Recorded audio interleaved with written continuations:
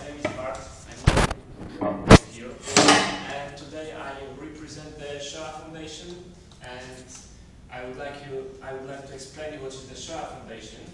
But first, I would like to show you a movie, very short movie, to open your mind for a few seconds. Okay?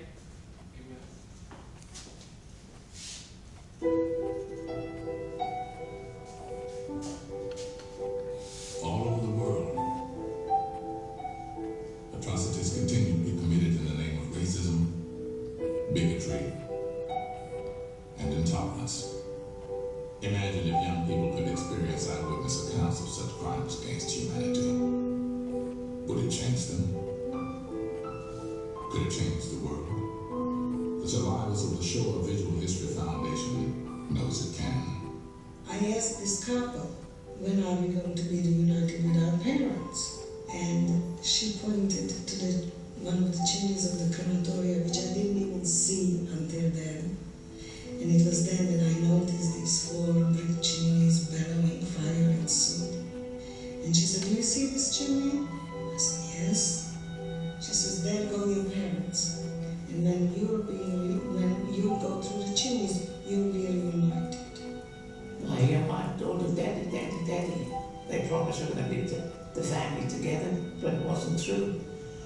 And that's when they took me away, and I never saw them ever again. It began in Poland. While filming Schindler's List, Steven Spielberg was inspired by numerous Holocaust survivors eager to share their stories. An older woman who had been a very young girl, she had come to Krakow. First time she had returned to Europe since the Holocaust. And she kept telling me, "I have such a larger story of my life to tell you. I want to tell you about my parents, I want to tell you about my brothers and sisters. I have a life, extraordinary life after my survival." And that's how the Shoah Foundation began. It began with my wanting to continue Schindler's List and make the list from 1,100 to 52,000. I've envisioned it. Okay, thank you very much for your attention. And that's what I would like today to explain. You all know the MSN, yeah? It's some kind of messenger, and today you have some kind of opportunity and send this message, what these people send it to. I divide my speech in 3 sections. The first one I would like very briefly explain what is the Second World War and Holocaust. The second part of my presentation, I would like to show you the relationship between Steven Spielberg and Schindler's List.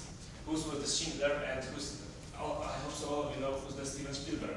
And the last one, because Shoah Foundation, it's a baby of all these things, of the Second World War, of the Holocaust, of the Steven Spielberg and Schindler's List. And I would like to explain what is the Shoah Foundation and what you can do, like a student, to send this message everywhere you want. Can I take the next slide? Okay, the Second World War. I try to be very brief. The Second World War started at 1st September 1939 when the German army, Nazi German army, attacked the Poland. And during this day, the whole Europe was changed. Everything actually was changed.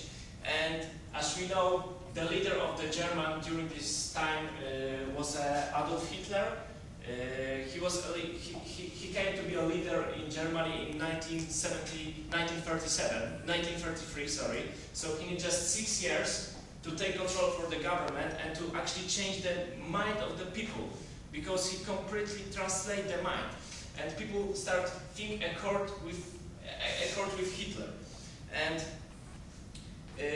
one of the foundation of Hitler's social policies was the concept of clear race, clear national, clear German man, clear Nazi man.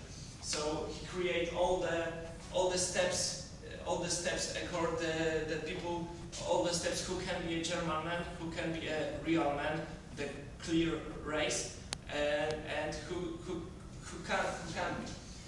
And after that, when he came to Poland, the Holocaust started. The Holocaust. Can I have the next slide?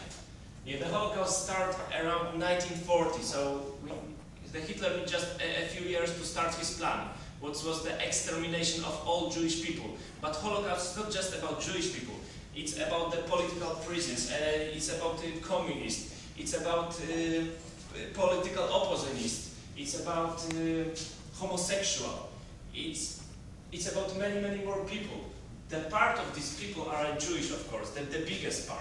And that's why the Holocaust in Hebrew language, it's a Shoah. That's why later on I will tell you that's why the Shoah Foundation is the Shoah Foundation.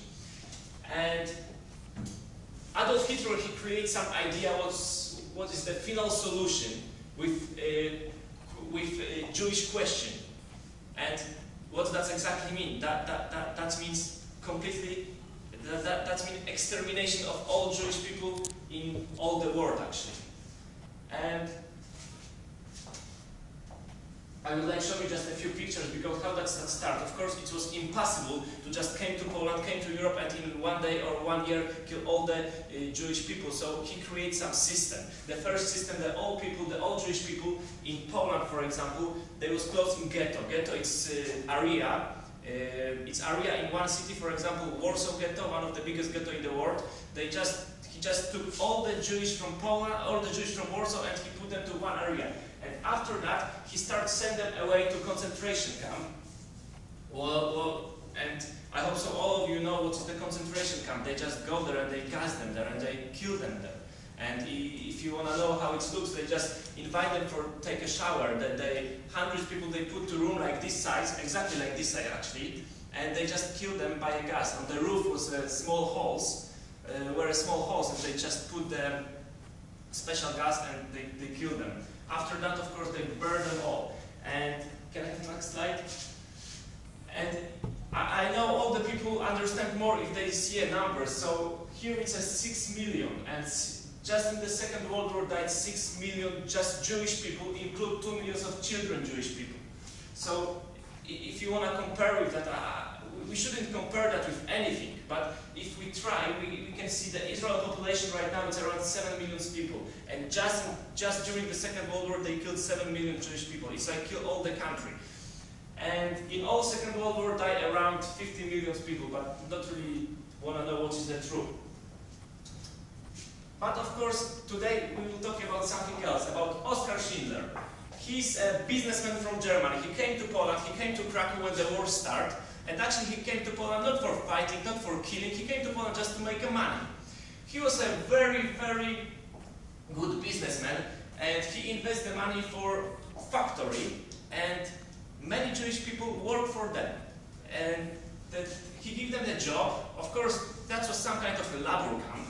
They work for free, but and Oskar Schindler started to be really rich man in very short time. And he not really actually care about Jewish people, he not really actually care about war, he just came to Poland to make money, that's all. He not really care about the Holocaust, about Second World War, about the Hitler, he just came to Poland to make money.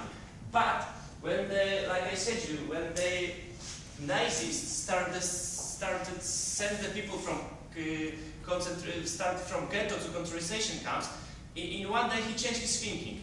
He made it new kind of thinking. He started to protect the Jewish. Nobody knows actually why, but he spent, try magic. He came to Poland, he made a huge fortune, and he spent all this fortune to buy these Jewish people. He bought them, all these people, which worked for them. It were around 1,200 Jewish people. He bought them, and actually he survived them. And can I have the next slide? Here we can see we can call that Schindler, Jewish Schindler. They call themselves like we are Jewish Schindler. Please don't kill us. Some sentence like that. That many people you can hear that. You can hear that during the Second World War. And here is one of his factory. It's a pots factory, and they work for them. The funny point, maybe not funny point, but he really played with nicest people, because many of these Jewish people was a children, was a wife, was a woman, handicapped people, so they can't really work. But anyway, anyway he protected them. And yeah, and here it's some clips for a movie, which is the Schindler List, and this is a real clip, because he survived, we can say, 1,200 people. But right now, this group is much bigger. It's now just right now around 12,000 people which he survived. And in next 100 years, it's going to be 1,200 people. So I would like to explain you how one man, if even survive a one man, the next generation make more people. If you just, because that is the question for today. Do we can change anything? Yes, we can. And Oskar Schindler is an example for this. Nobody believed for that, and that's happened. And when the Steven Spielberg tried to record the Schindler List, because he was inspiration about this story, and like you saw in the movie, some lady in Krakow, she came to him and she tried to tell him his story. And